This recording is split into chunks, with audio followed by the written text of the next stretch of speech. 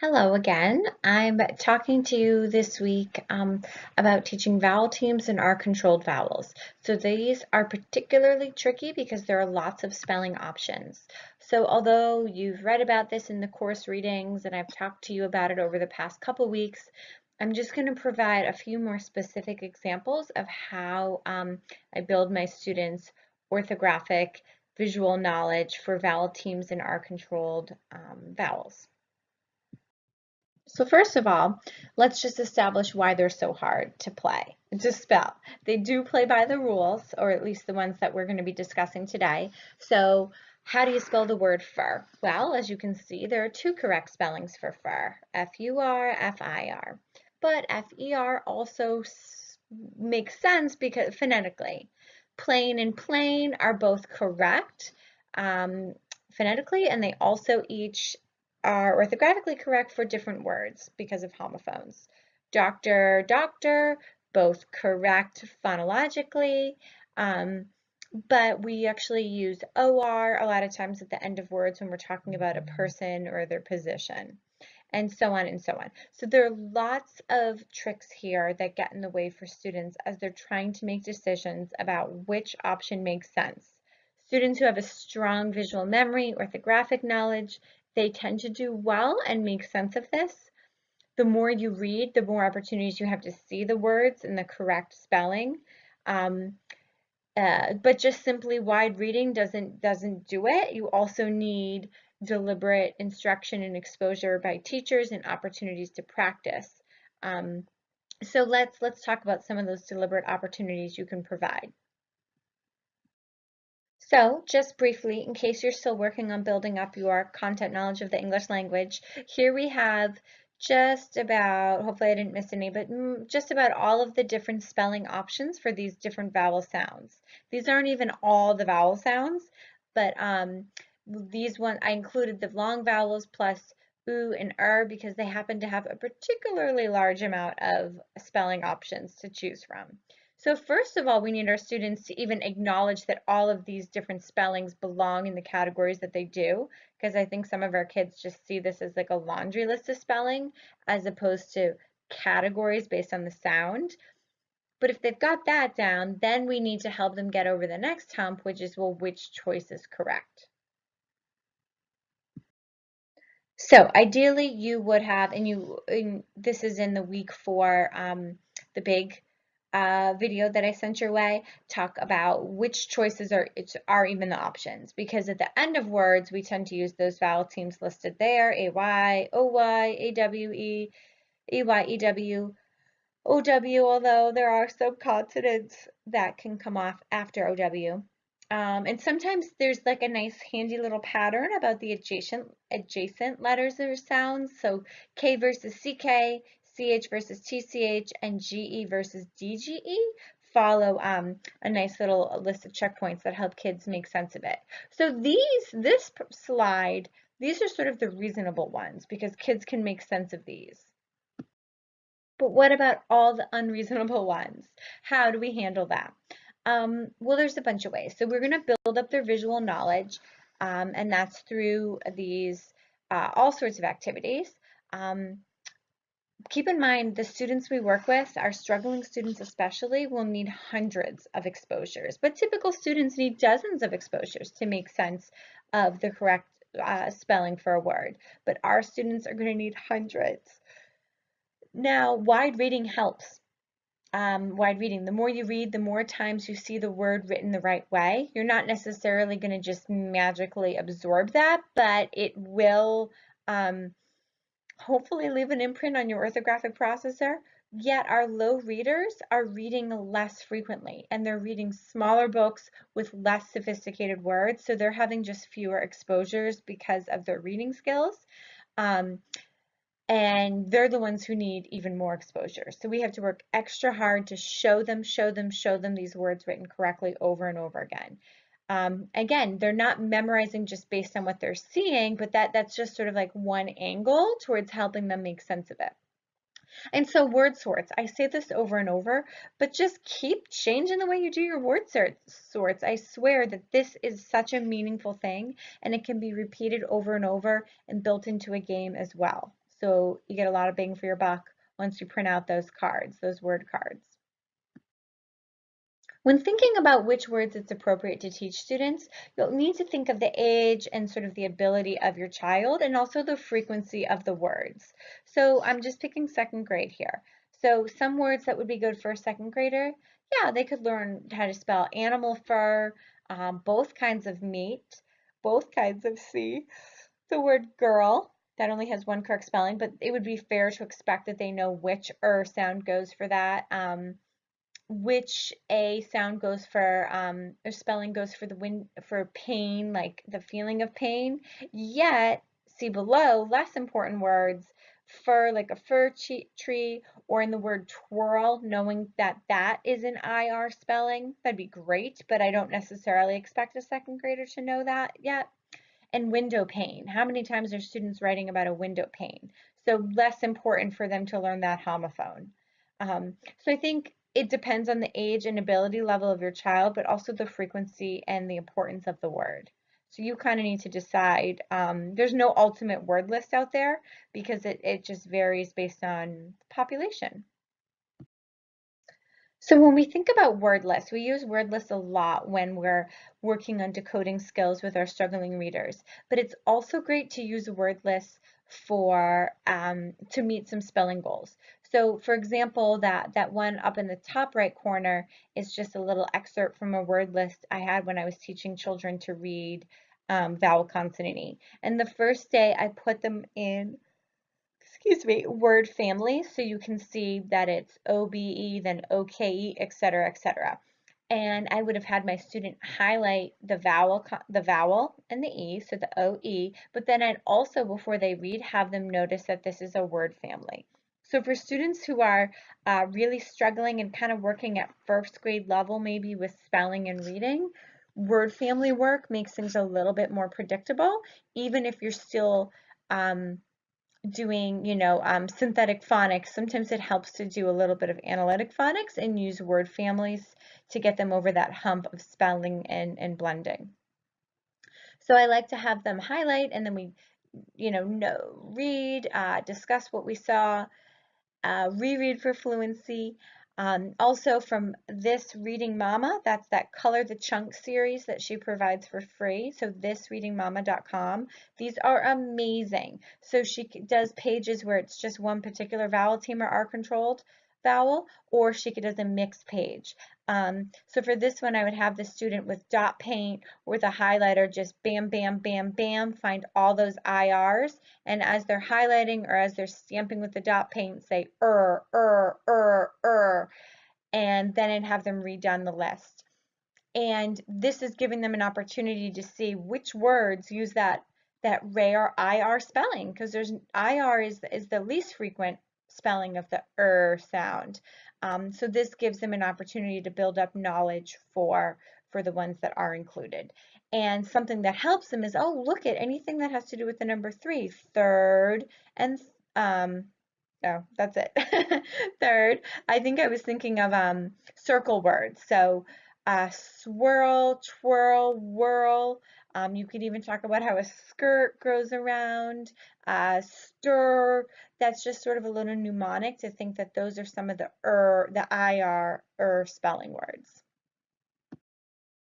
I know I've shared these photos with you before, but I just wanted to show you them again because I can't emphasize enough how easy and important it is to do word sorts or picture sorts with your students.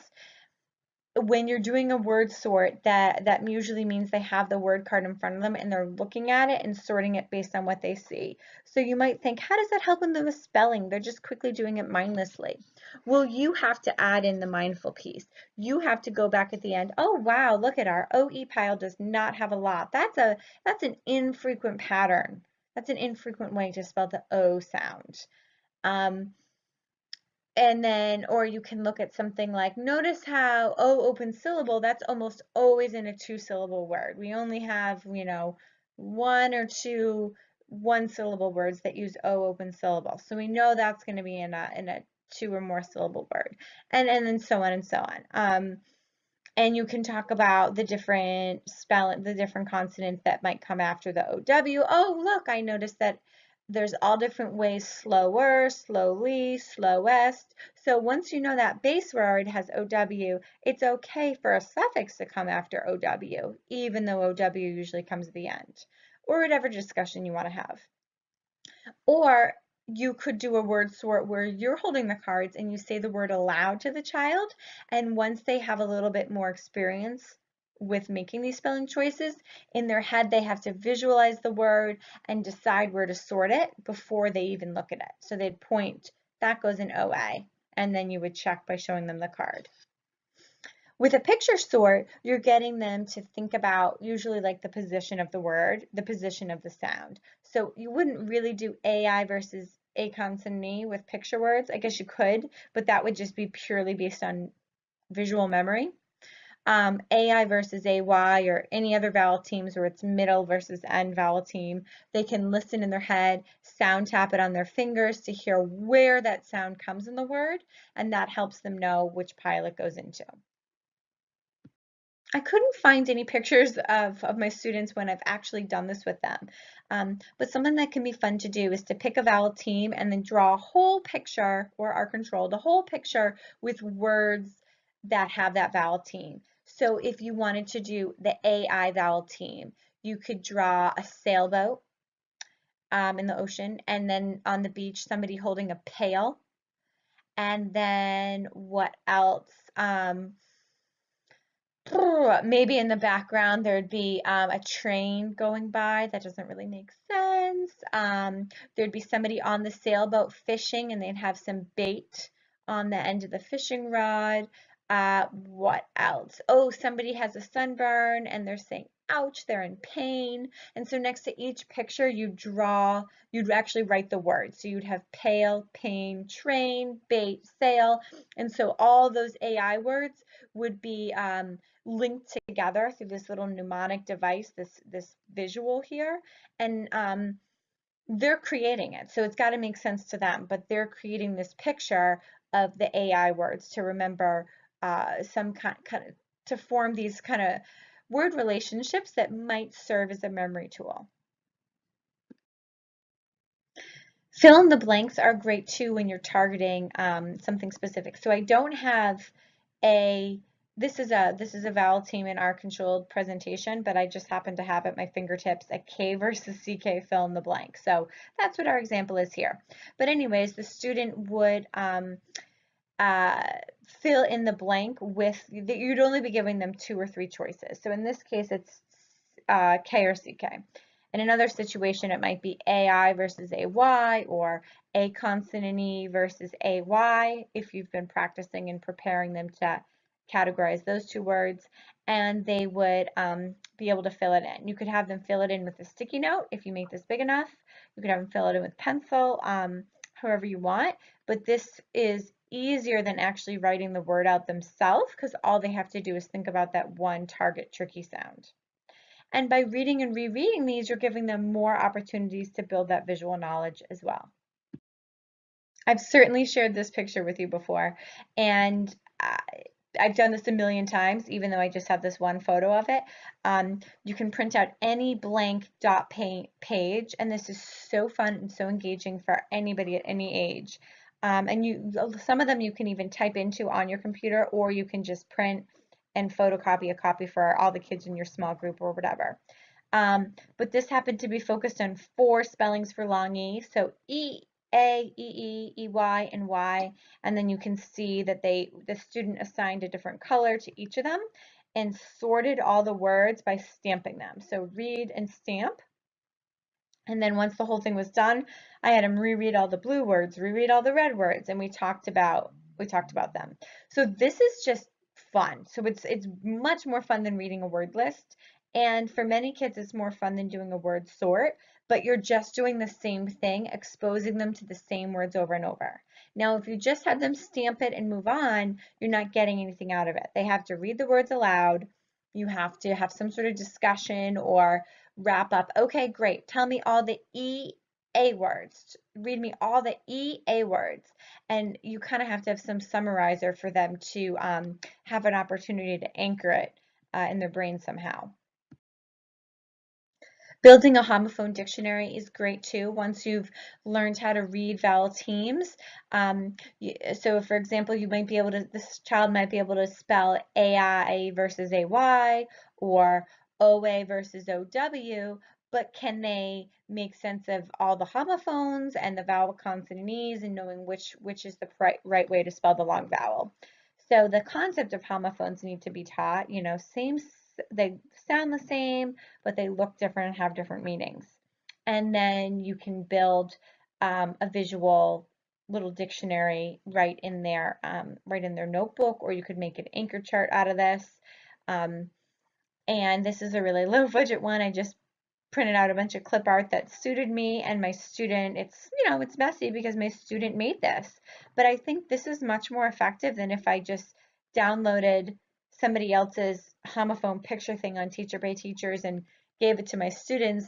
That wouldn't be a learning experience for them, but because they built this visual guide with me, that is a meaningful experience. And they have meaning to these pictures because they touched each one, they glued each one in, they wrote the word underneath. And obviously this doesn't all happen in one day. We had already learned how to read. We'd already talked about spelling, the medial versus the end vowel teams. Now, we're 3 or 4 sessions into practicing these kinds of spellings, and I decide to bring the homophones into it. And again, we only would do the long A ones, at, before we added in the long O, the long E. We can't do it all at once.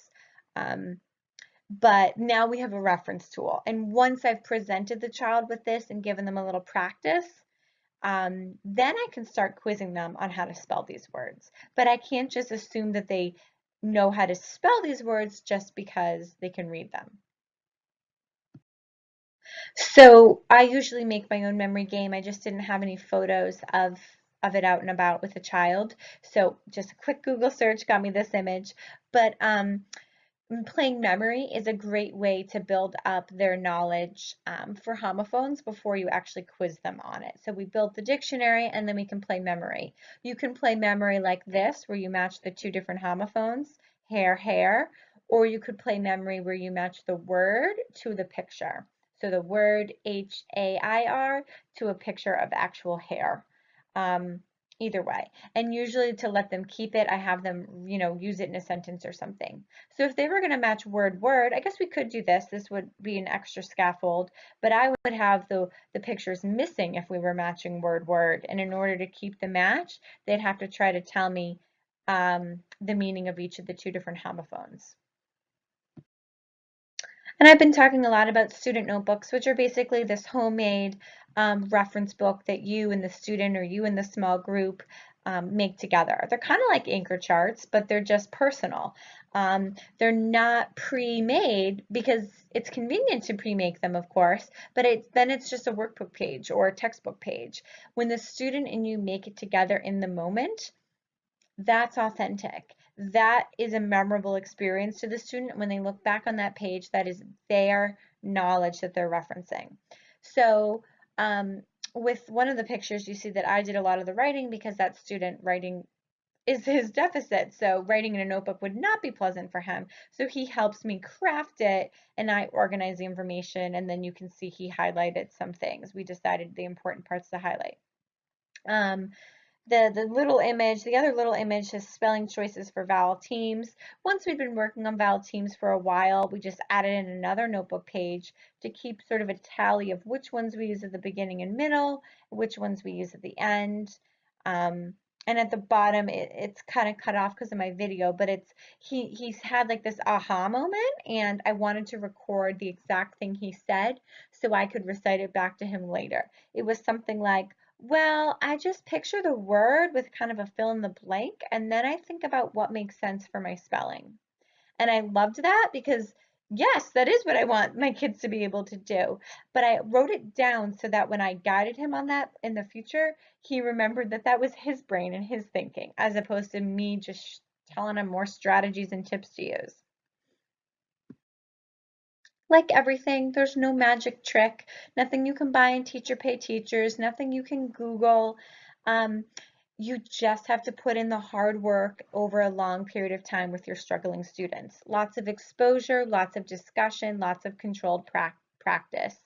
Um, I'm a reading specialist and Orton-Gillingham tutor, so my number one concern isn't what is the class working on in spelling, what's grade level appropriate for middle of the year in second grade or whatever the time and the age is.